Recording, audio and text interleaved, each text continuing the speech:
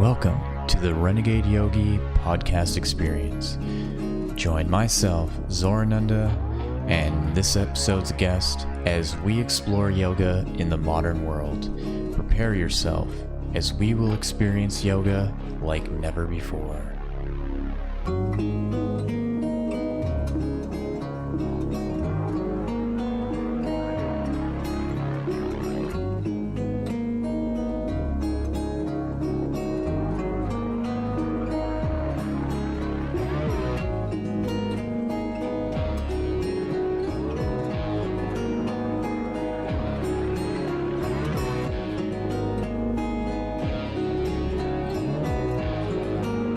So welcome everybody to the Renegade Yogi podcast experience. I have a really wonderful guest today who is a close friend of mine. We both lived in Edmonton at some point, and she introduced me to a yoga practice called Katonah Yoga. And from there, just our friendship flourished, and I watched her grow the practice to the point where it allowed her to basically change her life completely. And so I'd like to introduce Kat. And I think we're kind of going back and forth over the messages about what we want to talk about, but I think what I want to ask you is, what got you into your yoga practice, and also to kind of introduce yourself as well as what you do. Okay, well, I'm Kat Villain. I'm married to my husband, so my married name is Smith. Right now I am living off grid in Central Coast, California, and we are just tending to the land and taking care of the birds and the insects by giving them a refuge. And I create a high-end line of beauty products called Fumescent. But that's kind of my big passion is aromatic plant botanicals, and my whole garden is an aromatic medicinal garden. What got me into yoga was, I feel like, lifetimes ago of myself, pieces of myself that no longer exist. Yeah, But totally. I was finishing my accounting degree, and I don't even know how I got into my first. Oh, actually, I do know how. I moved away from Edmonton to live in Vancouver when I was done my schooling degree, because I just wanted to try something new out, even though I had a job in Edmonton starting in the next, like, it was September or something. So I was only going to go for 4 months. And so I was just like, kind of, I guess it was me finding myself. I just like didn't have any friends there, and I just like sat in my apartment and was running all the time. And my roommate had signed us up for a half marathon. And so I really didn't train for it because it was a week away, and we both ran it and we both destroyed our bodies. Like, couldn't walk the next day, had shin splints like crazy, did really well. But finally, something in my head, because everyone would be like, you should try yoga, you would love yoga. And I finally went to my yoga class, and it kind of repaired my body from it. And so I was hooked since then. And it kind of opened my mind to like a whole lifestyle. Like, I went vegan in Vancouver, which I'm not anymore, but I was vegan there. And I really started to I guess just transform how I viewed reality. And I went back to my accounting job and saw it for what it was, and the people and how sick they all were. And I was like, I don't want this for myself. So I kind of turned away from that mainstream career path. And it was, I think I was 21. So I've been, I guess, an entrepreneur ever since. And I have not looked back, I guess. So that's how I found yoga. And I mean, at first it was just a physical practice, but now obviously it's so much more than that. Yeah. And what I think is interesting is how, from what I remember of, the time we spent together, and, practicing in your living room to practicing at Nourish, to seeing how you were so strongly driven to grow the studentship that you had, going from Yeah, just like in-home practice to nourish to then doing a teacher training. How that all leads to a complete change, right? That now you're living in California, you have a growing, successful apothecary, and I've been really thinking about that lately and how there's this like acceleration that occurs in taking that time to really dive into a practice and use it for what it is, you know? And so it's really inspiring to see how that's worked for you. And, now that, you have a little child and you have a husband and you have this life, um, do you feel like that's kind of taken away from your kind of deep dive in yoga, or do you find that this is all just like an extension of it? It's so interesting because I really don't like the word yoga anymore because it's been so commercialized and it's so mainstream. And living in LA and teaching in LA and having companies that own certain people's bodies for their products, it really because yoga is so much more than the physical postures. And for me, when I really look at what yoga is and what it's done for me, like I'm so busy, but becoming a mom has made me a superhero, so I can like do anything really now. But the when you really see the yoga practice for what it is, and it's like it's a union of everything, every religion, I guess you can call it, for lack of a better word, every path, the Tao, the path of the yogi from India, the old traditions, they all came from the same lineage of like this union from source, because we all like the source energy got split into two and now we're playing with duality, and it's just harmonizing this duality. So I guess eventually in the practice it becomes, I mean, I guess the best example of this is that when one is learning a technique, you like fumble through it and you're learning, and it's flawed at first because you can tell that someone's learning a technique. Like I can tell that my daughter's trying to learn like how to put the thing in the thing because she's like fumbling and she can't get it in. But right when she masters that one part, whatever task it is, she just does it and it's no longer a thing. And that's when it's a craft and you can no longer tell that there's a technique behind it. And I think what all true yoga is the ability to integrate like every single piece of yourself in your life into like this art form that has so much technique and that's so refined that when you see someone doing it, you're like, you can't even tell that there's anything behind it. It's just effortless. And the Taoists called it wu wei, the effortless effort. And so eventually your yoga practice takes you to this place where it's like it's self-sustaining because you've done it again and again and again and again. You've been present again and again, or you moved your body again and again, that it's no longer something that you have to work so hard for. Like I just do my practice in the mornings when my daughter is sleeping so I can stretch out my body because, we're living off grid and it's a lot of hard work. And then I'm able to like be a better mother to her because I had that time for myself. And then we can do our tasks together throughout the day. And I'm never like, getting tripped up or angry or short with her. Like I have the time and the space to give her the time and the space that she needs to go about her day instead of forcing her on my schedule.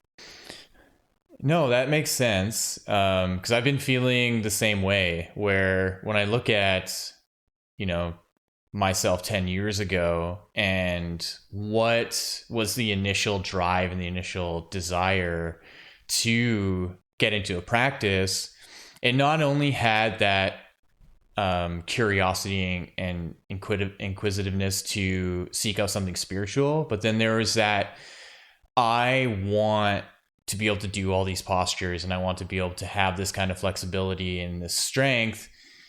And I just felt for myself personally, I was going about it in this overt pressing towards something that I wasn't possibly ready for it, which led to injuries, right? So now my yoga practice has changed so dramatically. And then that unfurled this whole other intention, this whole other sense of exploration of just like softening into it and seeing how there's really no rush into it. So if I'm not practicing really strong asana every day, like it doesn't matter anymore. And the enjoyment comes from the times where I can do my breathing techniques, sit down to meditate, and do it for something more selfless, like what you're saying, right? Like it gives you the availability to be with your child more presently, right? And Mhm. so I I wonder, now with your apothecary, do you find that instead of needing to like teach yoga the way that you were, that you feel like the yoga practice and the presence that you have is a part of creating the apothecary, so to go more, to put that energy more into the apothecary rather than trying to continue teaching yoga? You know, honestly, I've never felt like the yoga teacher was my path. It was always just something I did until, until it wasn't working anymore, which was fine. Right when I had my daughter, I was like, oh, thank God.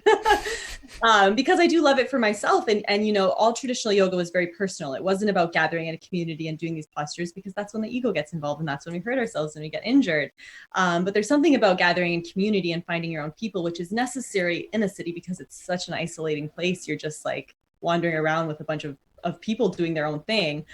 And so I guess with my apothecary, I discovered the magic of plant botanicals, and I truly believe that we're in a place on the planet where the diversity is declining so rapidly, and we're taking too many resources.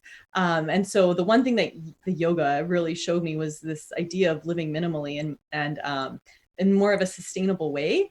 And truthfully, since becoming fascinated with the sense of smell and my sense of smell and the ability of smell to sustain the individual, I find that like just being in my aromatic garden or using my perfumes or my body products is like a source of food of itself, and it's quite an easy source of food, especially since a lot of times I don't have to use it. I can just like go outside and smell all my stuff, and however you want to give your body sustenance is how your body will accept fuel. And so for me, it's just been this really way of living lighter, I guess, and using the plant botanicals. I mean, in a planet that's so polluted and in a people that's so sick, and we've really created the conditions on this planet for disease and illness to thrive.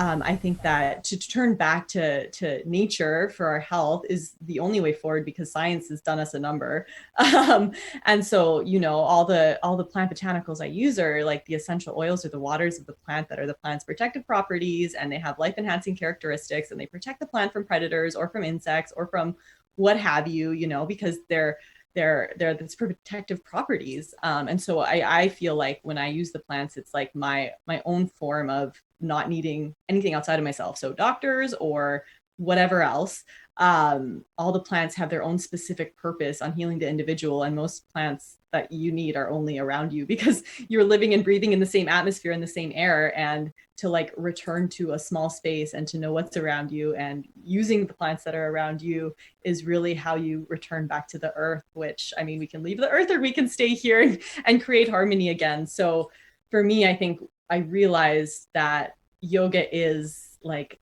working with the planet, because it's not just harmonizing the pieces inside of yourself, it's harmonizing your relationship with everything outside of yourself. And the big relationship that's broken right now on the planet is our relationship to nature, because we can manufacture things in the lab so cheaply and then sell it, and everything's based on commerce. So it's quite sad, but it's what happened. And when we find ourselves in yoga, like there's something missing. We're looking for spirit because the spiritual immanence has been completely lost on our planet. And so when you come back to your body, whether it's yoga, whether it's tai chi, whether it's qigong, there's so many modalities of returning to yourself, and you can really listen to yourself and what you're supposed to be doing on the planet and how to heal your own body and how to listen within and listen to the plants, because there's so much about plants that is unwritten that it moves beyond words when we work with them. So that answer your question? Yeah, I think so. Um, yeah, because I think the way that I've been starting to see yoga is it's like a preparatory stage. And there's some people that are just naturally going to be geared towards a full lifelong yoga adventure journey, right? And I also do think that it's going to come in a phase where the consciousness of yoga itself, I think, knows something intuitively because it's a part of you, like, right? Like, that's why it's happening to you. That's why you're taking on the task and the responsibility of upholding the practice, is that there's something subconscious, intuitive that knows that it's driving you towards something. And that's where I think it can be really beneficial, and it's something that can be playful and enjoyed, where when I compare, how I was, and maybe outwardly it doesn't seem that way, but inside my mind I was always really tough on myself for not progressing at the rate that I wanted to, that led to the injuries that I've had. And so understanding it now by kind of being witness to other people in my life. So like for you, for example, where I'm seeing everything that you're doing on social media and how you changed your life from living in Edmonton and really focusing on yoga to then living in California and having an apothecary, that a light bulb clicked in me and was like, oh, you can use it as this container for cultivating a lot of energy, and then using it to drive you forward in a direction that is just going to come in divine timing, right? Just kind of like how we see it in your life and in many other people's lives. Um, and so I think that's kind of the point of what I'm wanting to share with this podcast and these conversations, is that, hopefully down the line, the more and more guests I interview, that we kind of see that yoga is this an addition into your life, and it's your choice whether you want to keep it in your life at whether any extent, or it serves its purpose and you're like, okay, I can move on, I can keep doing my thing, right?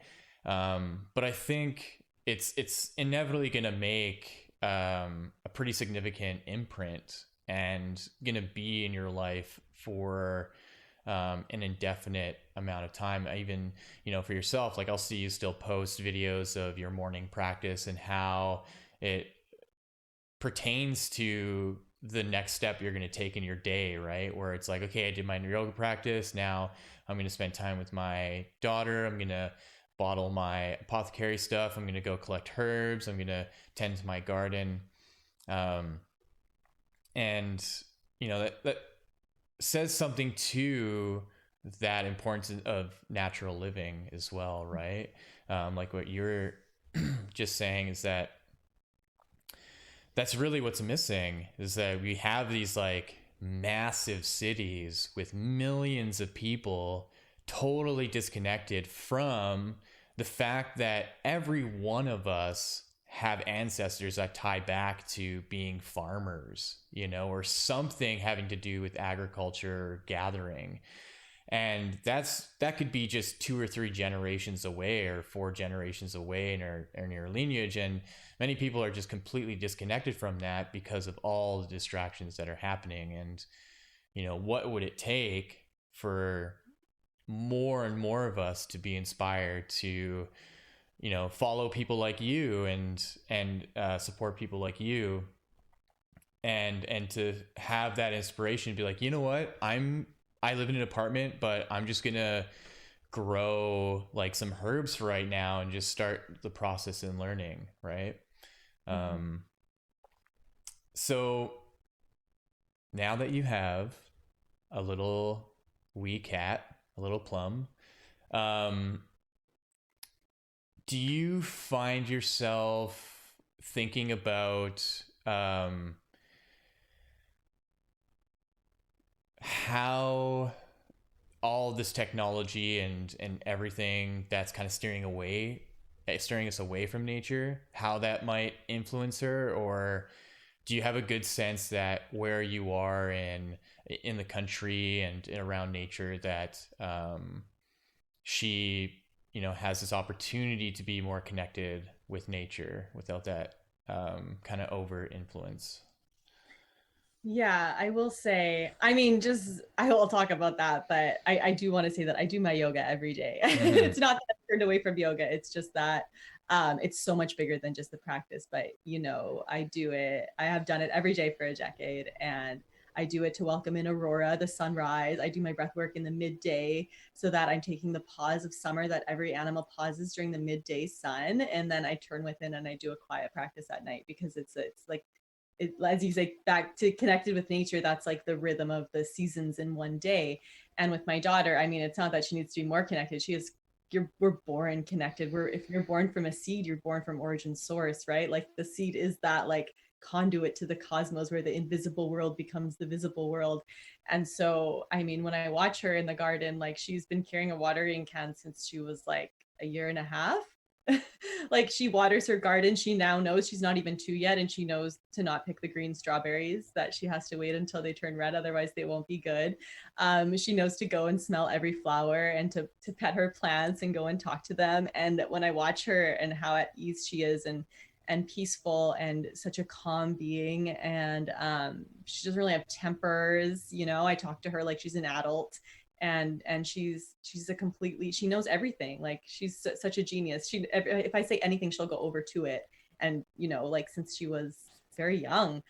So it's quite fascinating to watch a child that hasn't been in that world and has only been in a natural world. Because I mean, we started building our tiny house when she was 6 months and we were living in Malibu. And so it was still, quite nature like as much as could be if you're in LA. But the need to work with plants, like you said, is so deeply, it's our destiny. Like it is our destiny to be working with plants. I think it wasn't until the 13th century everyone was a peasant, until some scholars were like, okay, now it's best to be a scholar and to dress really well and to have your kids go to school and sit them in a desk so they can't move. Which is so against our nature. Our nature is to be moving and working with the plants and having a dialogue with the plants of our area. And so when I watch her, I'm just reminded of like source energy or origin energy, of this energy of like being in complete rhythm with the seasons. Like in winter, she was so much more sleepier. And in summer, like as it's springtime, she's like awake and vibrant and like is waking up earlier.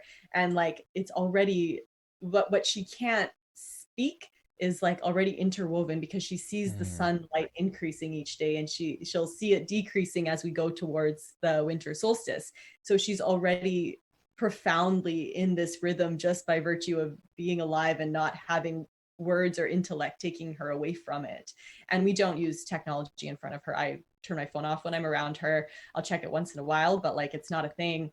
And she doesn't look at a screen ever. We don't have a TV in here. Like it's not even a thing for her. She's just like, if she wants to go play, she goes outside. And she doesn't even have a lot of toys. She's just being a human being. And she's already fully potty trained. Like, I mean, it's amazing when we really support their natures, what kind of beings they turn into. So yeah, it's quite the yoga practice to watch. And she never watched me do yoga, which I think is fascinating. And she's been doing yoga since she could like move, basically. And she still does it. She does her dog poses, she does all her things. And I'm just like, how do you know how to do all this? Because it's like it's so inborn in us to like move our bodies and to like stretch it out. And so I think the sedentary lifestyle of being on our technologies really takes us away from that, which is why we turn to it eventually. Yeah. Well, I remember even when I was a child, I would just get into yoga postures by myself without even knowing it, right? Like full wheel and shoulder stand and headstand and forward fold and all these things. And but no one in my family did yoga, right? So my parents had no experience with it at all. No one in my lineage or family at all. And so I'm like the first of the generation of my family to get into it. But I think it's interesting to see like a child, like a baby doing that, right? Where they're just doing these stretches, intuitively knowing that without having any vernacular, any wording, or any sense of language to try to explain what's going on, that she just knows in her body that she just needs to stretch. And so I wonder about this correlation of, people who have someone like you spending years and years developing a practice, literally imprinting it into your DNA, to then having a child who just goes into it so innately. And so I just wonder for myself, like how that carries out through their life, because there's going to be a point where I have children, and seeing all the practice I've done, is I just can't help but wonder that my children are possibly a child is going to just pick up on that. And that's where I think this sense of natural living is so important, and how simple it can be, right? Where you have your yoga practice, you have your apothecary, and you have this tiny home in this country that you live in. So what do you think is next? Where are you going with all this, or are you just kind of taking it day by day? You know, in terms of my life, or I guess in the career thing, I know that none of my careers, all the things I do are inspired by like whatever I feel like doing in the moment. I love writing. I have books. I'm beginning to realize that one doesn't need to like publish everything, because right when you write something down, it's imprinted into the world. Um, I think that what's next is we're gonna get some chickens. I think what's next for the world is that the only way forward is for everyone to begin to live a more sustainable lifestyle and small. Like, oh, I should have looked it up.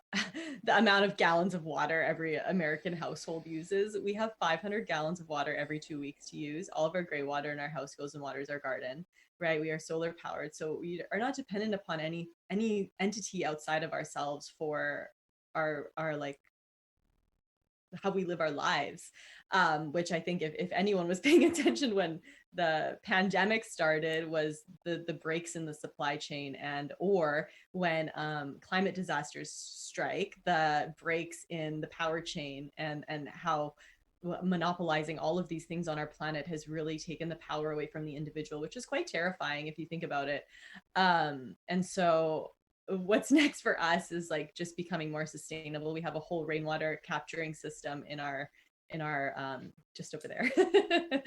We have a mist harp because we live by the ocean, so we have our own little microclimate of atmospheric fog. So we're going to set up our mist harp so that we catch the mist water, because it just drips every night. And I think for us to be as sustainable as possible and not need any source outside of ourselves to feel safe is like what we're working towards, because honestly the system is broken and we don't want any part of it. So I mean, we Yeah. were in the fire in Malibu, so we were like, we would lose our power anytime the fires would break out, which is all the time in dry season. And to be in a house when it's like 30 degrees, sorry Americans, I don't know Fahrenheit, to be in a little tiny house when it's 30 degrees and there's smoke air and you can't use anything is nothing will make you feel more scared. So we were like, we're done with that. We are completely going to be sustainable and do it by ourselves. And we did.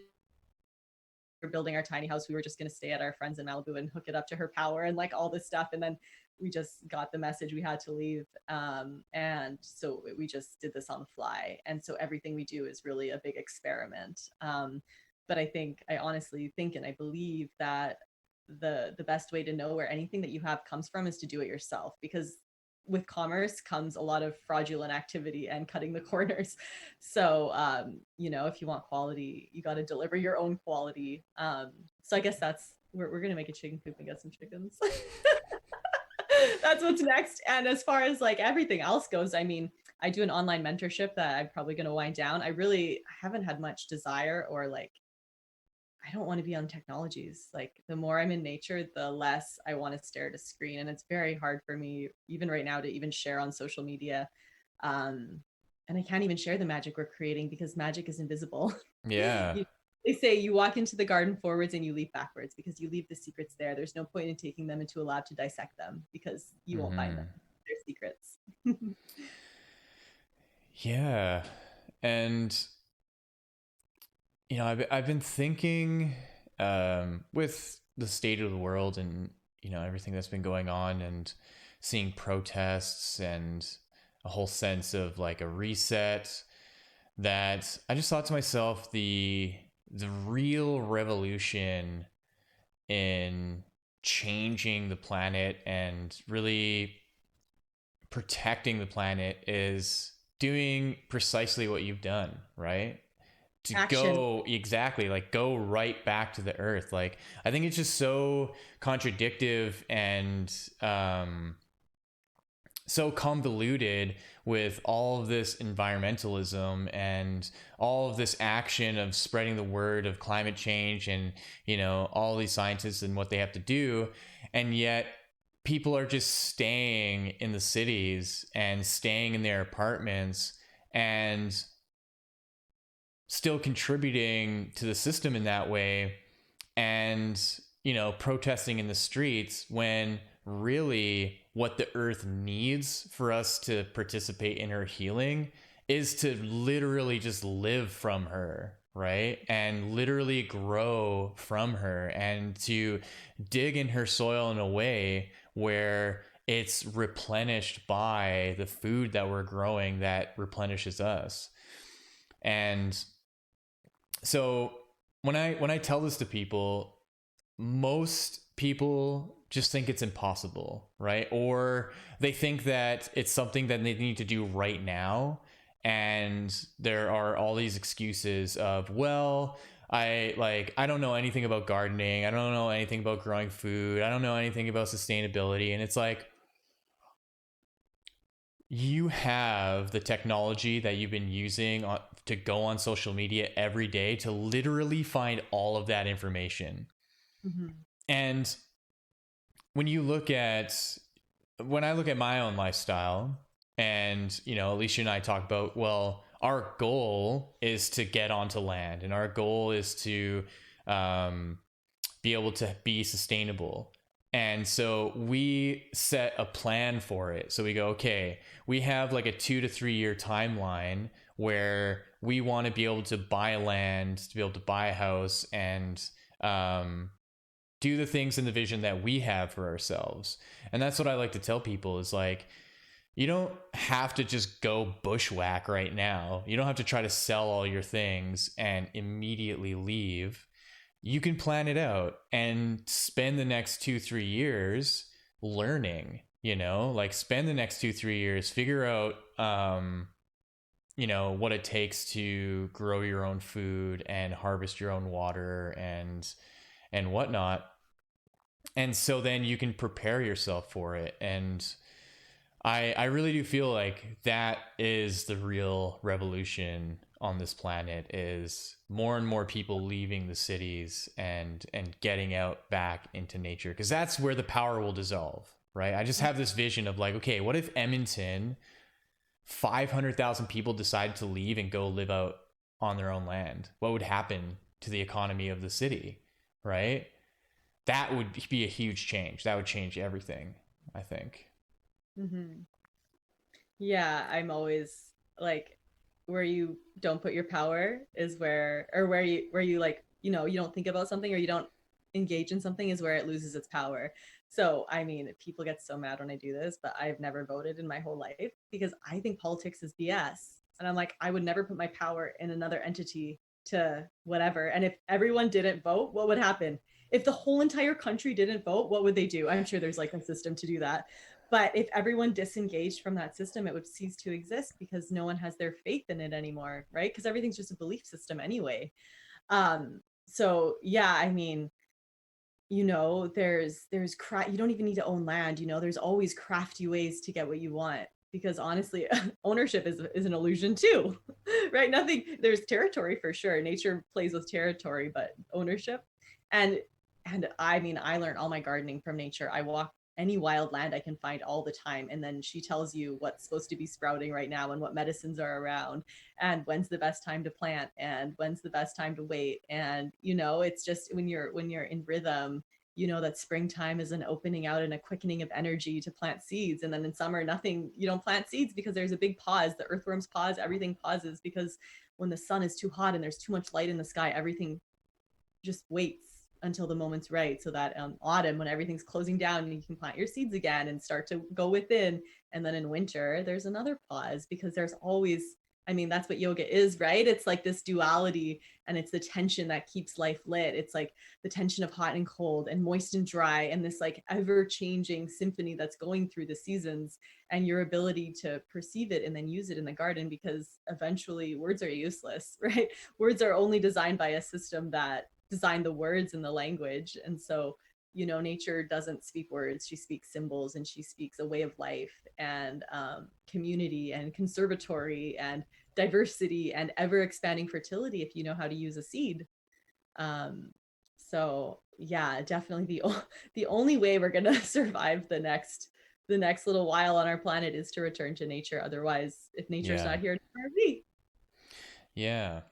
And I think it's happening too. Like there, regardless of what we see on the media, like wherever we tune into, we can obviously see the narratives at play, and we can obviously see what is being focused on and what's not being focused on. And what I tune into within just my mind is, okay, what's not being shown?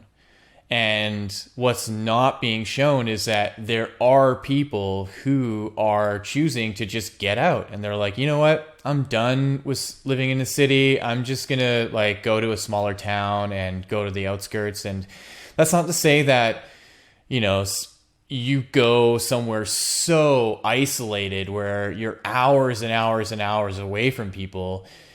It's it's okay to be far enough out where you still have access to the city if you have certain amenities that you need, but to the point where you can be in a place where you're literally 360 degrees surrounded by nature at all times, and the sounds and the sights and the smells and the feelings are so much more directly tactile to a natural sense of living. And so where I started to see the signs of this is the news would come out with some statistics, and it's just like they slip it in so quickly where they're like, over the last 2 months, like 2,000 people or 2,500 people have left the city, right, to move somewhere else. And so I just think about that and I'm like, okay, well, if that's happening here, then that's happening everywhere. That's happening all over the world. And it's actually happening to millions of people, that millions of people are deciding that it's enough. The stranglehold of corruption is getting overbearing. It's time to just get back right into nature. Yeah, and the city's way of life is like a 9 to 5 intellect solar workday. It's just not supportive of a healthy body at all. Because I mean, if you're even in the cosmic forces, like when the moon is waning, I'm like, I can't do anything. And then when the moon is increasing, I'm like, oh, I've got extra energy at this time of day. But like a city doesn't support that. Most careers don't support that kind of livelihood, because they're like, what? What's the moon? What do you mean? Yeah.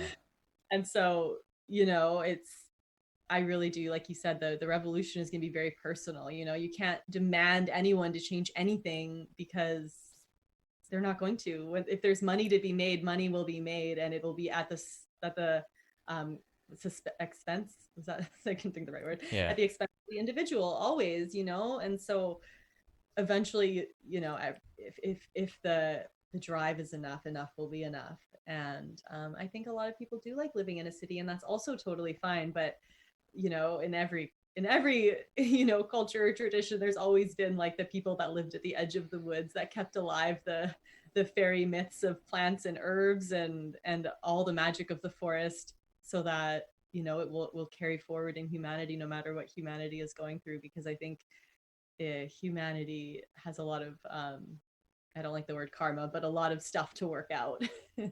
A lot of pain and suffering, and letting go of ego, and letting go of like a money amount in the bank and stuff like this. Like it's a lot.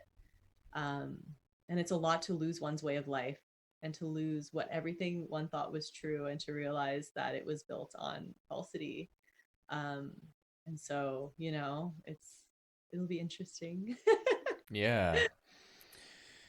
Yeah. And the way I comfort myself in, the plethora of events that have been happening, and um, you know, the way that I stay centered has been through herbology, because my um, fiance Alicia also has her own apothecary, and so we just have a whole variety of herbs and tinctures and powders, and um, it's been such a blessing to know that there are some alternatives that are the original medicines that humanity has been using for thousands of years. And so I think that whole idea of like, okay, well, I'm gonna stay in a city, but what can I do to remediate from, say, higher levels of pollution, toxicity, and water toxicity, and whatever, right? That there are these amazing companies like yours and Alicia's that provide a holistic view through herbology, that, like what you said earlier, that you, because of consumerism and distribution and stuff, sometimes you can't trust some companies, right? That you just have to do it yourself. And Mm. we found that ourselves as well, where to see Alicia crafting her own tinctures, and where she's getting the herbs from and where she's getting the products from, that I can actually feel the benefits that are happening. And I just find it that it's kind of a shame that there's such a bias against it, when it takes the time to develop the relationship with it. um, so I think where I'm going with this is, how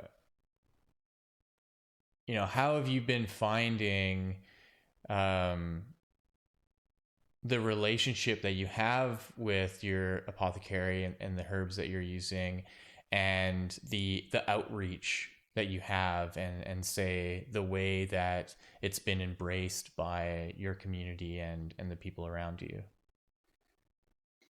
I think like what you're saying, it's really like the big corporations or like the big companies that, there's just corners that are cut to make money.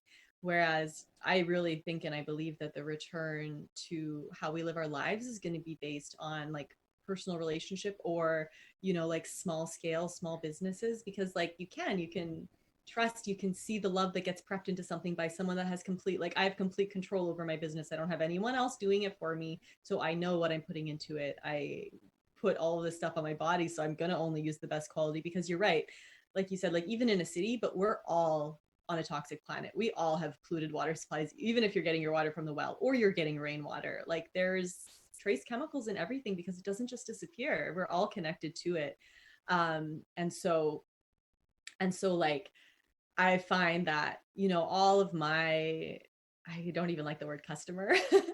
Everyone that supports my fumescent project and my ability to craft and to distribute these magical potions, as I call them, will constantly come back and get more and more and more and more, because they trust what is being given to them. They trust the results that they're having through them, because they're pure and they're completely organic scented compounds, like, so the smell is from the plant itself rather than an isolated component made in a lab, which our body knows that that's not right to smell. And using your sense of smell immediately connects you into your limbic system of your brain, which is your safety and your security, and it unlocks memories and creates new memories.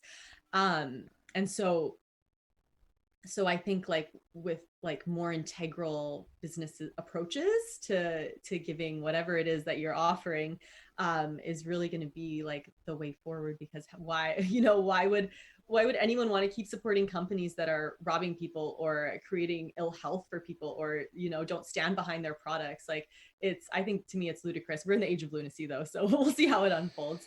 But it's important to, like, know. And if some people don't know, but like, herbs are origin energy. They are benevolent and angelic forces. They are on this planet prolifically.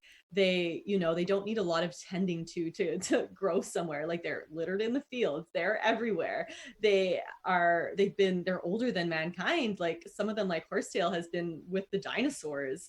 And so these plants that can withstand everything are adapting at all times to their environment. And when you take in that kind of medicine, as we'll call it, maybe that'll be censored. When you take in that kind of medicine, you're taking in something into your body that has like wisdom that is so ancient. And they're like the trees, like using tree medicine. Trees are the ultimate givers. They give, and then they take in all of our pollution, and then they give like magic breath. Like, the fact that these things aren't more revered, to me, is crazy. But all of the herbs come from that origin energy. And like, the more you crossbreed like our plants that are basically found in the garden, or hybridized, or you take cuttings of these plants, are going to have disease and illness, and they're going to need a lot of attention to grow, because they're like frankenplants in a sense, right? Like, they don't come from the seed. Like, you have to have it come from the original seed if you want to be connected to the cosmos and be connected to the conduit of the heavens, or the energy of like where we all came from. And so I believe that these plants have the capacity to like heal even mycelium. Like, if you know what mycelium does to clean up waste, right? Yeah. They have the capacity to undo what the wrong steps that we've wrong, I don't like that word either, but like the steps that we've taken to get where we are, and the mistakes that we made, and the things that we need to let go of, and the comforts. Like, the plants are the beneficent forces that will be able to help us through this. You don't get out of a mess by using more science. I feel like you got to go to the opposite. Just like, winter is only known through summer and spring is only known through autumn. You have to meet the opposite in order to rectify the imbalance. Yeah. Um, just give me a second here. I just need to adjust sound level. There we go.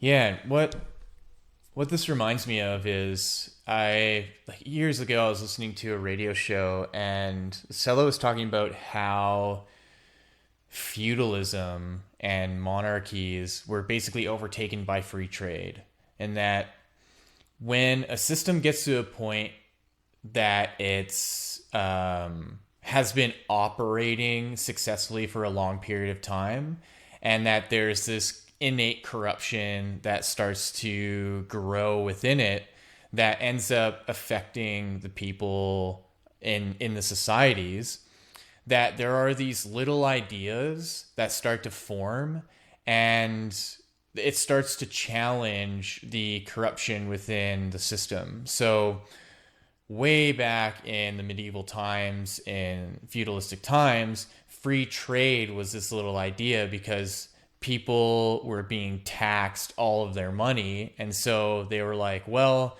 we don't have money to buy anything, so maybe we can just trade with one another. So if I have eggs and, you have whatever, we can trade for it, right? And the monarchs at the time started to catch wind of this, And they thought, oh, you know what? It's not a big deal. It's just happening, just kind of here and there. We still have all the money. We still have the religion. We still have all the power and the armies. It's not going to do anything. And this continued happening, over centuries to the point where it was just all over Europe and basically all over the world where they couldn't control it anymore. And suddenly the feudalistic system had to adopt that kind of free trade system. And so I see that almost happening now with a reemergence of herbalism, where there was a suppression of it back in the 1900s, late 1800s, but it was still a fringe kind of idea that was still happening in the underground, and to the point where it's continued to grow even more now. And especially with the internet, with this advent of reaching tens of thousands of millions of people almost all at once, that the transference of information on how precisely to adopt a more holistic health view or a lifestyle is so much more readily available. And I think it's only going to grow more and more, where people like you, people like Alicia, just everyday people are going to start being like, hey, I can just make my own stuff. And if for whatever reason there's a disruption in me getting it from somewhere else, there's herbs and plants all over around me that I can cultivate and I can use, that I can experiment with, right? And I can learn from. Because there's like, weeds, quote unquote, all over the place that have amazing qualities to it that can help alleviate many different things. And I think that is the like not new yoga, but for people like us who are yogis and who are teaching yoga and are kind of going away from teaching yoga, that the connection to the earth and this unifying consciousness is showing up through herbs and showing up through how we can adopt it and put it back into our diet, into understanding our health. Mhm. Yeah, I mean, I I would get herb books of your place. Like there's always like I have really old like Native American uses for plants. There's so much misinformation on herbs, unfortunately, with all the things that are available to us. Um, because when we started shipping herbs all the way across the planet, because this herb was good over here for these people, and it made sure that they didn't get XYZ disease or illness or whatever, and they started shipping it so that other people might not get that disease. It didn't work so well because Mm. there's like specific plants around you for a specific reason that are going to help you out, and they're for you. They're not for someone across the planet. And so to really understand like what's growing in your fields, I think is like one of the most empowering steps you can take to your own health and your own food supply. Because like if you the minute I had eyes to see what was growing around me, I was like, everything is food and everything is medicine and everything is a way to ensure that my health and my vitality stays at its utmost, because we're in a very sick world, and people are sick, and our waters are sick, and our creatures are sick, and we're carrying a load of pollution of like whenever we started creating pollution on the planet, we all have it inside of ourselves. um and so I think the most important thing is to like really have conversations with plants. Like I just go out in the forest and I see why they're growing, where they're growing, and what they're doing throughout the seasons, and what part of its herb or its plant form is an expression. Like the buds are always the medicine of springtime. The flowers are the medicine of summer. The needles and like the heartwood is always the medicine of autumn, and then the roots is for winter. And just like our energy in our body moves through specific organs through specific seasons, the energy of a plant moves in that same way, in that origin rhythm of our seasons. And so just by being an observer of observing what is going on around you in like wherever you can get into nature, I think is one of the most empowering ways to start to learn about plants, because otherwise it's overwhelming. There's like so many plants on the planet, but they're not necessarily relevant to like one person's needs from where they are. Yeah. Yeah, that's a really good point. And I mean it's not unknown, right, to try to eat locally and seasonally, and um because the thing that I noticed, just looking at nutrition and what we're taught in schools, what our parents teach us, what um, we're inundated every day through commercials and the whole food industry, um, is how there's no emphasis on having herbs as a part of your diet, right? Where there's like seasoning herbs, quote unquote, right? Where it's like, you know, you have your thyme and sage and oregano and Which are mint. powerful plants to play with too, because they're the protective herbs. Yeah. Where like when I talk to my parents about their lifestyle when they lived in Serbia, and you know my grandparents and great grandparents and family there, and you know I think farmers from 100 to 200 years ago is that herbs were a good portion of actually in their diet, you know, like the percentage that I had in my mind was like, okay, you have like 3/4 food and a quarter herbs, and then as you grow older you actually lessen the amount of food that you're taking in and you increase the amount of herbs that you're taking in, and how that's just not the case at all, that it's like 0% herbs, or maybe like 1 to 2% herbs as a seasoning, and then everything else is food. And then you can kind of, you know, get a sense why people, there's like obesity issues and digestive issues and organ issues and all these things. It's because it's like the body's not meant to be taking in that much food. And so where the vitality of the body comes in is actually through all the different herbs, right? And so that's something that I've definitely been adopting in my life as well. And I think that's generally what I, you know, advise for people. It's okay, look at how much food you're eating, because most of it is actually lacking a lot of nutrients.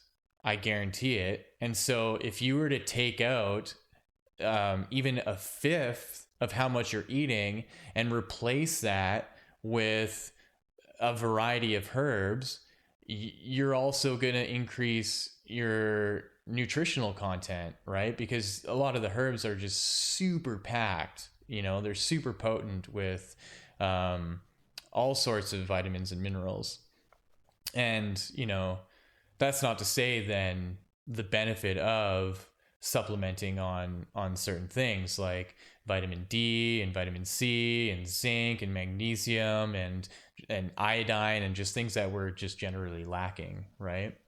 But I thought that was interesting to see that it's like there's this huge shift away from even using any kind of herbs for just general health maintenance. They're free.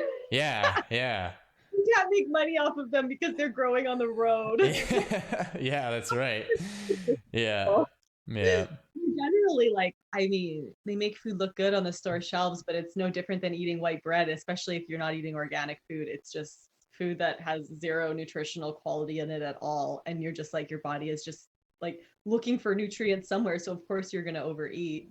Um, right? Like, I drink nettles every single day. And when I drink my herbs, I like barely need to eat at all. I just like have some flowers because pollen is like so nutritious. And like you said, like I don't really supplement pill form because I don't really believe our bodies recognize it as anything, but like I'll definitely Hmm. take like drops of stuff, or like horsetail if I need silica, or like yeah, I do take iodine. like little supplements like this, which like, I mean, if you really watch what's going on, you might need a prescription for those things soon. Yeah.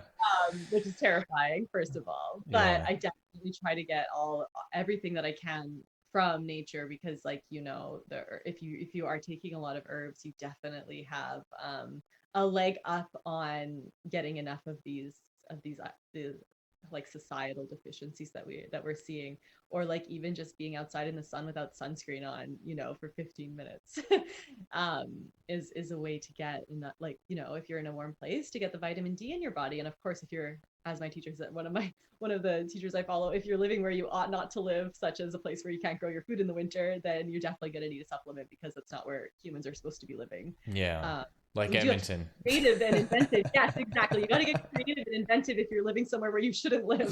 But Yeah. that's Yeah. where those places, in the cold, is where a lot of great inventions come about, because you're like, how are we going to live here? How are we going to eat here? Because like, you go to the tropics and everyone's just sitting around because everything's given to them all the time. Yeah. Yeah. You know, everything is relative to where one is, and the nutritional requirements that one needs is typically found around where they are. Like, you have so many pine trees in Canada, and then like the pine tips have a tremendous amount of vitamin C in them. So in springtime, you're just like loading up on vitamin D, and then in wintertime, you really shouldn't be socializing that much anyway, because it's winter, right? Yeah. So there's always just things in nature that nature's telling you and giving you to support your health where you are in the moment, because nature is so gracious, gracious and abundant and prolific. um, it's just a different way to look at it than the scarcity mentality that we're all so deeply entrained with. Oh yeah. And I think if anything can remedy the scarcity mentality, it's just going out to, the forests and the mountains, and just spending as whatever time that you can, even if you can just go out for a weekend, and just being out in how much abundance there is of life. And yet there's so much stillness, right? There's nothing really that you can take from it. It's not in a kind of abundance of like, all the things that can fulfill my desires. It's such a deeper, fulfilling abundance of all the fresh air that you can breathe, all the sunlight that you can take in, and the lakes and the rivers that you can swim in, and all the animals that you can see. And that kind of abundance is nourishing in such a deeper, like, mental and emotional and physical way, that I think it's obvious. It's why it's why people enjoy camping. But I think the overall point for me is like, okay, now how do you bring that into your daily life? So when you come back into your world, you come back to your apartment, you come back to your house, how do you go, okay, now how do I transform this place that I'm in to reflect that abundance, to reflect all of that, of the giving that nature can do? So if it's having as many plants as you can, if it's starting to grow things, if it's starting to get into herbology, then you know there are obvious great resources. And the way that I want to kind of end this is just allowing you, Kat, to just point people to where they can find you, where they can find your products. If if you have anything kind of special going on that you could relay to anyone who's listening to this. Yes. Well, I have a website, catvaline.com. Yeah, and um, that'll be all in the notes and stuff, like when okay. the videos going, and all in the streaming services. So that'll be there. Okay. Catvaline.com. I have my Instagram that I'm on and off on. I'm not I'm not a big social media person. And I also have, I mean, all my products are available internationally through pratdaddy.com. I don't really sell through myself anymore. It just got to be too much work. So that's where I distribute them through. And yeah, I mean, I wrote a book. I don't know if I'm going to release it or publish it, but it's all about the wild rhythms and rekindling our contact with the earth and planting plants so that we all may breathe again. But we'll see about that. I'm not sure yet. Otherwise, yeah, I mean, I'm definitely just trying to do my part in replenishing the fertility of the soil and respecting the home that the earth so graciously gives us. And I mean, I'm just in constant state of awe when I'm working in my garden and I see all the miracles unfolding and the life that I'm giving the earth. And I do believe that, you know, as humans with consciousness, rather than being so entangled within the rhythms of the earth, we are observers of that rhythm. It is almost like our self responsibility to stop robbing the earth and to change our views on reality so that the future may have a home, you know. So I guess that's kind of what's going on. Pretty quiet person for the most part because we've got so much going on when you live off grid. It's not like you just go live off grid and everything's working for you. You are Yeah. actively participating in everything at every moment. And when we lay our heads down at night, we sleep like babies. It's just there's nothing on our weighing us down. We just go to bed, we wake up, and we just do it all again and again, and we find the magic and the mystery in it every day. So we've got a lot Wonderful. going on. Yeah. Yeah, and that's also the reality of living wild, right? And living out in nature is the daily responsibilities. So which I commend you for, and you know, it's been a few years since we, you know, have seen each other, and I just always have fond memories of all the yoga we've done together and just seeing how amazingly passionate you are about whatever you do and how you can just fully set your mind and heart and body and everything and how you drive forward in what you're doing. So I totally believe and see that, you know, with your apothecary, it's just going to nourish and help so many more people, especially seeing with who you're collaborating with Pratt Daddy and Spencer Pratt, like that. Yeah, seeing that, I had to like a double take. You know, I was like, wait, Spencer Pratt, is that the dude from The Hill or The Hills? So, and that's so good. Like as soon as I saw it, I was like, yes, like oh man, like I'm just so happy for you. So, um, yeah. So thank you for coming on the show. This is episode number 2, and you know, you'll be a welcome guest whenever you want, given the time and your ability. So thank you everyone for tuning in. Have a wonderful rest of your day.